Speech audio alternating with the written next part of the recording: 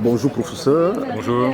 Alors, frontières d'Afrique, état des lieux, perspective. Quel message Le message, c'est que c'est un sujet sérieux, que la frontière, quand il y a des conflits, il faut les résoudre. Il ne faut pas laisser les choses s'envenimer, que l'État central doit ne pas considérer les zones frontalières comme des zones abandonnées, délaissées des périphéries, mais qu'il faut qu'il y ait les mêmes services publics qu'ailleurs, et que les frontières d'Afrique, dans bien des cas, sont des ressources pour les populations. Il y a des marchés, il y a de la circulation, il y a des échanges.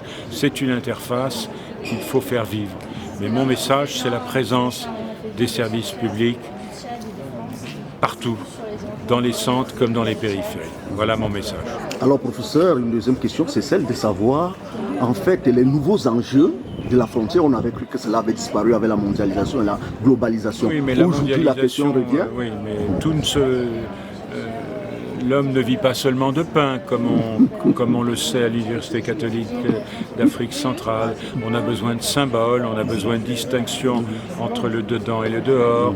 On a besoin de se protéger en cas de pandémie, on a besoin de se protéger en cas d'agression. Et donc, on a besoin de cette limite entre l'intérieur et l'extérieur. On a besoin d'une enveloppe de souveraineté, de sécurité, d'identité.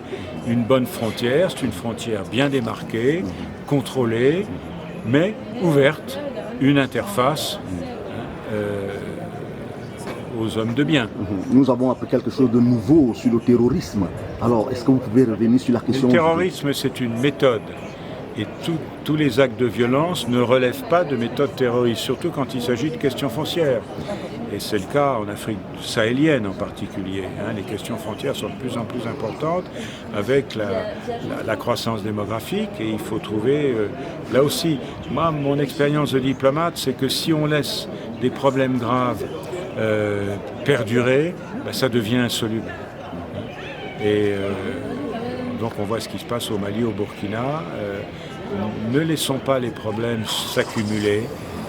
Donc là aussi, on a besoin d'un État, de forces vives, d'une mobilisation de la société civile pour régler les problèmes au fur et à mesure qu'ils se présentent.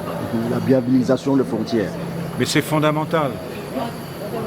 C'est fondamental. Tout ne peut pas être concentré dans les centres et dans les métropoles. On a besoin comme je l'ai dit au début, d'une présence de l'État. Et dans beaucoup de pays africains, l'État est trop distant dans les périphéries. L'État distant. Il n'est pas absent, il est distant. Et il faut réduire cette distance.